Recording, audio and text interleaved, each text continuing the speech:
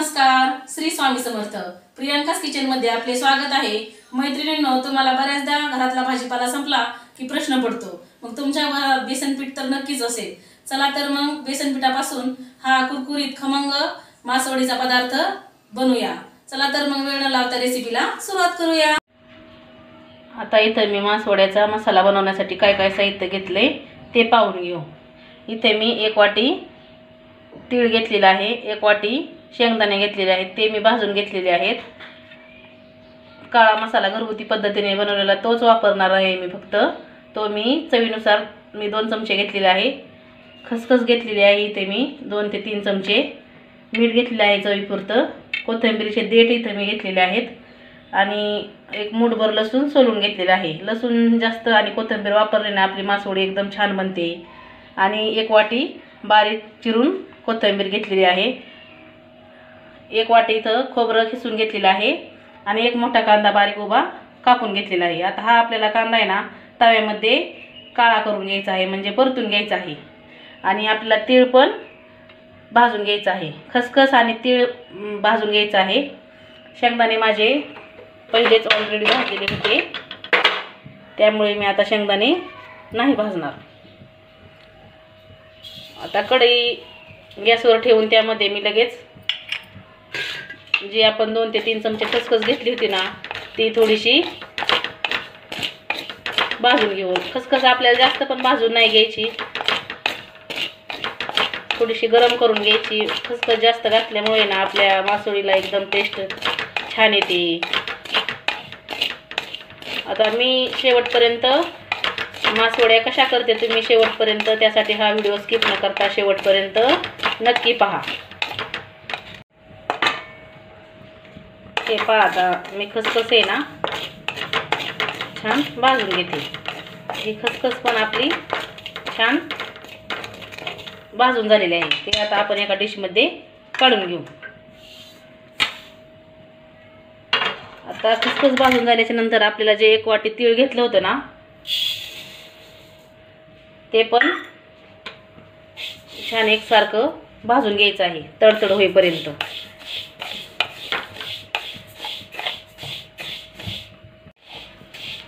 आता हे तीळ आहे ना आपल्याला सारखं एकसारखं हलवत लाल रंग येईपर्यंत किंवा खरपूस तीळ भाजून घ्यायचं आहे। शेंगदाणे माझ्याकडे आहे ना अगोदरच भाजलेले होते, तेच शेंगदाणे मी घेतलेले आहेत। तुम्ही जर कच्चे शेंगदाणे घेतले असतील तर ते पण चांगले भाजून घ्या।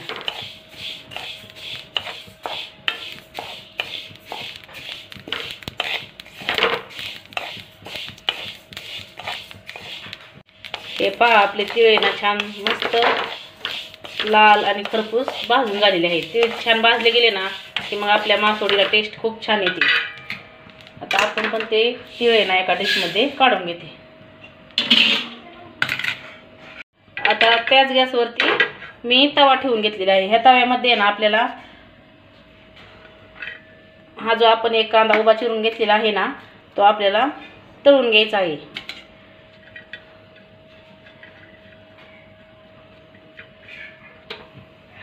आता हा कांदा चांगला आपल्याला लाल रंगावर भाजून घ्यायचा आहे। आता आपण हा कांदा भाजून घेऊ।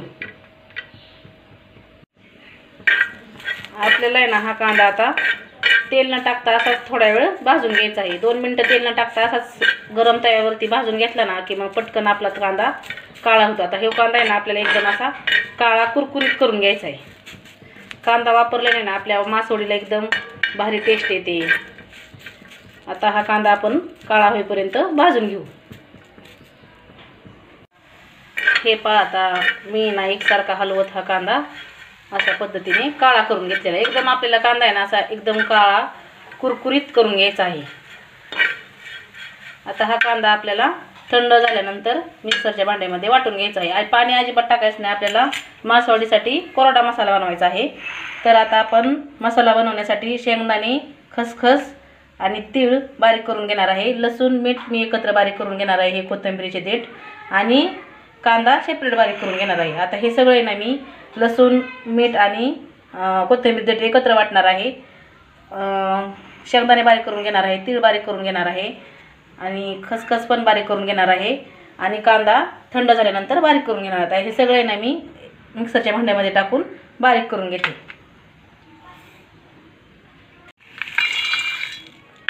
आता इथे मी शेंगदाणा आणि खसखस एकत्र मिक्सरच्या भांड्यामध्ये टाकून बारीक करून घेणार आहे. हे पहा आता मी शेंगदाणे असे बारीक करून घेतलेले आहे. तीळ पण बारीक करून घेतलेला आहे. आता कांदा पण आपला थंड झालेला आहे. तो पण मिक्सरच्या भांड्यामध्ये टाकून आपल्याला वाटून घ्यायचा आहे. असाच कांदा वाटून घ्यायचा आहे. आपल्याला कोरडा मसाला बनवायचा त्यामुळे. तर हे पण मी बारीक करून घेते. हे पहा आता मी कांदा पण असा बारीक करून घेतलेला आहे. आता कांदा मिक्सरच्या भांड्यामधून काढल्यानंतर त्यामध्ये आता जो आपण लसूण आणि कोथिंबीरचे देठ घेतले होते ना ते फिरून घेणार आहे. मीठ आणि कोथिंबीरचे देठ आणि लसूण हे पण मिक्सरला छान बारीक करून घेऊ. हे पहा आता आपले लसूण मीठ आणि कोथिंबीरचे देठ सुद्धा बारीक छान करून झालेले आहेत. ते आता आपण काढून घेऊ.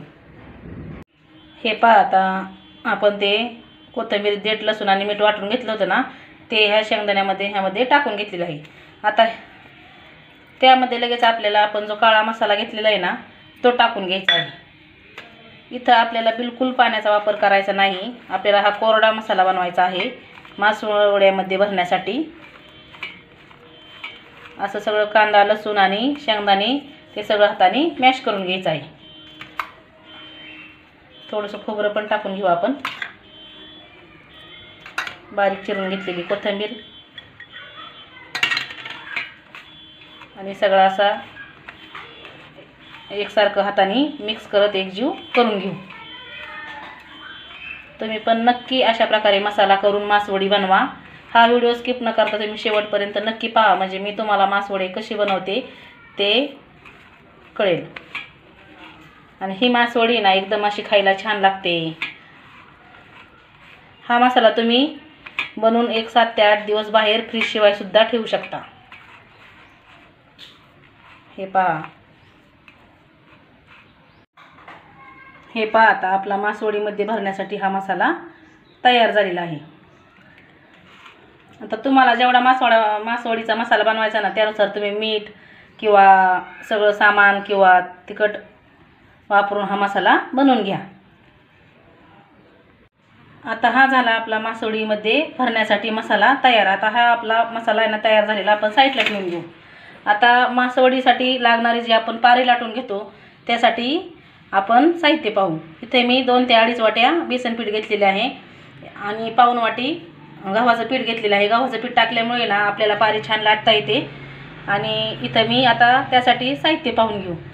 इथे मी चवीपुरतं तिखट घेतलेलं आहे, मीठ घेतलेलं आहे, हळद घेतलेली आहे 1 चमचा, 10-12 लसणाच्या पाकळ्या घेतलेल्या आहेत, कोथिंबीरचे देठ घेतलेले आहेत, 1 चमचा जिरा आणि 1 चमचा ओवा घेतलेला आहे. हे सगळं आपल्याला आता एका मिक्सरच्या भांड्यामध्ये टाकून आहे ना फिरून घ्यायचं, म्हणजे बारीक करून घ्यायचं. आता इथून पुढची प्रोसेस तुम्ही शेवटपर्यंत कंटिन्यू करा. आता मिक्सरच्या भांड्यामधनं आहे ना मी हे वाटण काढून घेतलेले आहे. आता आपल्याला एक मोठी परात घेऊन त्यामध्ये बेसन पीठ टाकून घ्यायचं आहे. आता त्याच बेसन पिठामध्ये मी ते पाऊण वाटी घेतलेलं गव्हाचं पीठ आहे ना ते चाळून घेते. आता गव्हाचं पीठ पण मी छान प्रकारे चाळून घेतलेलं आहे. आता हे गव्हाचं पीठ आणि बेसन पीठ आपल्याला छान प्रकारे मिक्स करून घ्यायचं आहे. आता त्यामध्ये जे आपण लसूण ते सगळं वाटून घेतलं होतं ना ते टाकून असं आपण चपातीला पीठ कसं मळतो तसं मळून घ्यायचं, थोडं थोडं पाणी टाकून. आता त्यामध्येच मी थोडीशी कोथिंबीर अशी वरनं टाकली की आपल्या पारीला पण कलर छान येतो आणि दिसायला पण आपली आळूवडी ना एकदम मस्त दिसते. आता हे आपण थोडं थोडं पाणी टाकून मळून घेऊ. जसं जसं पाणी लागेल ना तसं तसं तुम्ही पाणी टाकून मळून घ्या, नाहीतर पीठ जास्त पातळ करू नका, नाहीतर मग आपल्याला पारी लाटायला ना जमत नाही. आता हे मी छान मळून घेते. हे पहा आता मी अशा पद्धतीने कणिक मळल्यासारखं हे पीठ मासवड्यासाठी मळून घेतलेलं आहे. आता त्याचा मी एक गोळा करून घेतलेला आहे. आता आपल्याला चपातीसारखं लाटून घ्यायचं आहे. इथे मी बेसन पिठाचा वापर केलेला आहे. आता आपण चपाती जशी लाटतो ना तसं गोल आकारामध्ये ही पारी आपल्याला लाटून घ्यायची आहे. ह्याचं पीठ आहे ना तुम्ही जास्त पातळ करू नका, नाहीतर लाटायला जमत नाही. असं उलटपालट करू नये ना तुम्ही लाटून घ्या। हे पहा आता मी चपातीसारख्या आकाराची एक मोठी पारी लाटून घेतलेली आहे। आता पारी लाटल्याच्या नंतर आहे ना आपल्याला त्यावरती हा जो आपण बनवून घेतलेला मासवडीचा सुका मसाला आहे ना तो अशा प्रकारे टाकून घ्यायचा आहे। हा मसाला सगळीकडून आपल्याला एकसारखा टाकून पसरून घ्यायचा।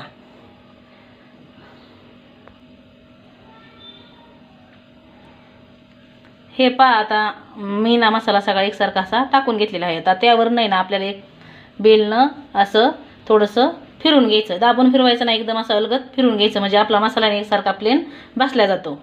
आणि त्यानंतर आपल्याला अशी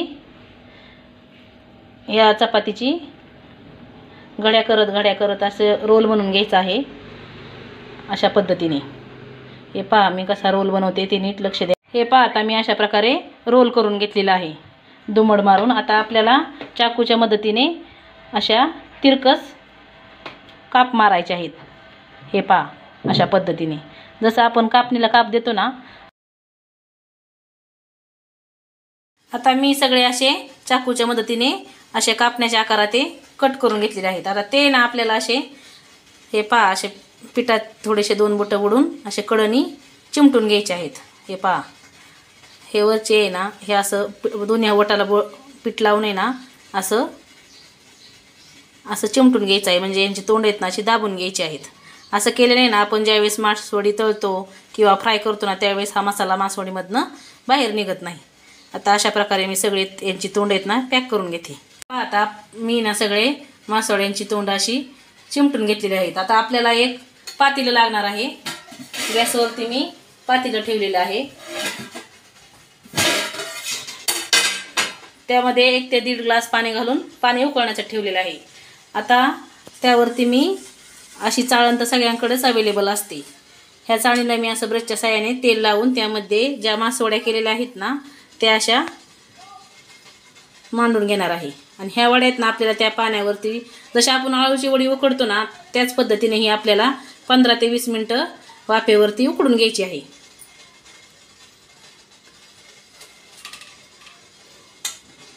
हे पहा अशा पद्धतीने मी चाळणीवरती मांडून घेतलेली आहे। आता ही चाळण आपल्याला पातेल्यावरती ठेवून आहे ना झाकण ठेवून 10 मिनिटं वड्या ह्या आपल्याला उकडून घ्यायच्या आहेत। हे पहा आता मी ह्या वड्या उकडेपर्यंत मी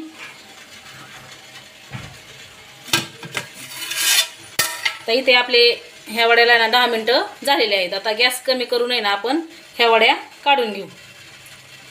ह्या वड्या उकडेपर्यंत मी हे पहा अशा सगळ्या वड्या लाटून मसाला भरून अशा तोंड चिमटून घेतलेल्या आहेत। आता ह्या पण वड्या आपल्याला ह्या वड्या उकळल्याच्या नंतर ह्या काढून झाल्याच्या नंतर ह्या वड्या ह्यामध्ये टाकून उकडून घ्यायच्या आहेत। आता ह्या वड्याना आपण काढून घेऊ। आता हे पहा मी ना ह्या वड्या चाळणीमधनं काढून घेते। आता वड्या गरम आहेत त्यामुळे मी ना थोडासा पाण्याचा हात घेऊन अशा काढून घेते। वड्या ना आपल्या अशा हाताला चिकटल्या नाही पाहिजे। हे पहा अशा पद्धतीने उकळलेल्या आहेत आणि हाताला अजिबात वड्यांचं मिश्रण लागत नाही। अशा वड्या उकळले का नाही ह्या वड्या आपल्या छान उकळलेल्या आहेत असं समजायचं।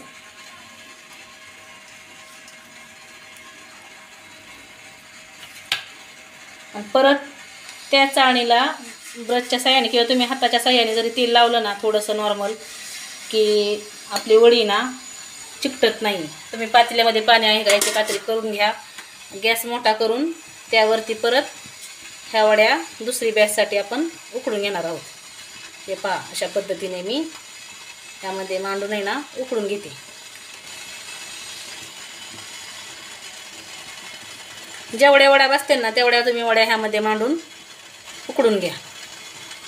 आता परत मी हे पण एक 10 मिनिटासाठी वड्या उकडून घेणार आहे। हे पहा आता मी ना सगळ्या वड्या ह्या उकडून घेतलेल्या आहेत आणि चाळणीमधनं काढून घेतलेल्या आहेत। आता आपण ह्या वड्या ना अशा उकडून ठेवल्या ना की फ्रीजमध्ये 7-8 दिवस ठेवून जेव्हा पाहिजे तेव्हा तळून खाऊ शकतो।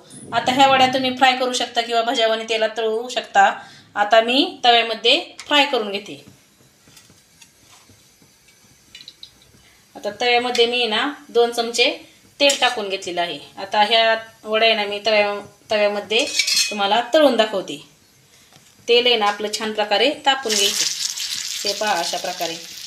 तुम्हाला जर जास्त तेलकट आवडत नसतील ना तर तुम्ही अशा तेलामध्ये सोडून नुसतेच अशा फ्राय करून घ्या.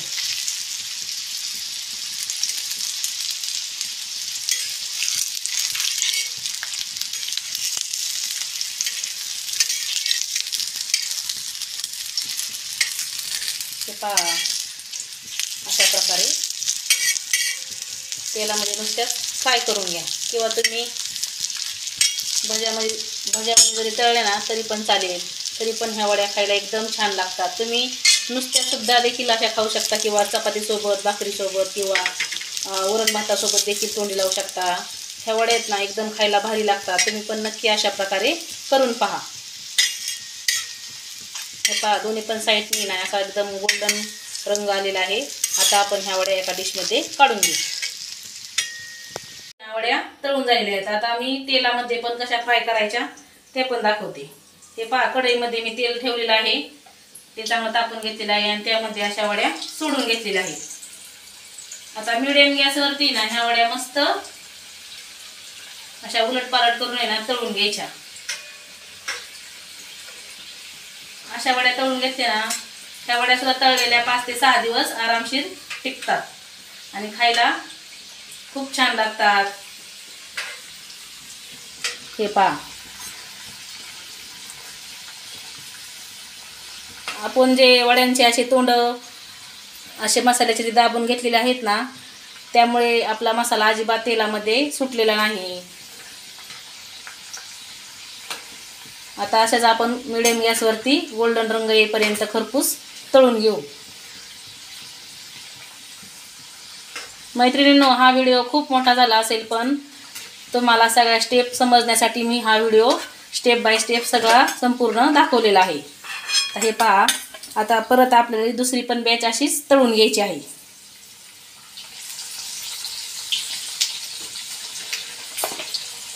पहा आपल्या वड्यांना किती खरपूस लाल रंग आलेला आहे. तर ह्या पण वड्या आपण अशाच खरपूस रंगावरती तळून घेऊ. हे पहा आता मी ना ह्या सगळ्या वड्या अशा प्रकारे तळून घेतलेल्या आहेत. तुम्ही पण नक्की अशा प्रकारे वड्या करून पहा आणि तुम्ही बनवल्यानंतर वड्या कशा झाल्या ते मला कमेंटमध्ये नक्की सांगा. हे पहा आता आपल्या वड्या आहेत ना पहा किती क्रिस्पी झालेल्या आहेत. हे पहा. चला तर मग माझा मासवडीचा रेसिपीचा व्हिडिओ तुम्हाला आवडला असेल तर लाईक, शेअर आणि सबस्क्राईब करायला विसरू नका. संपूर्ण व्हिडिओ पाहिल्याबद्दल धन्यवाद. असे स्वस्त खा आणि मस्त रहा.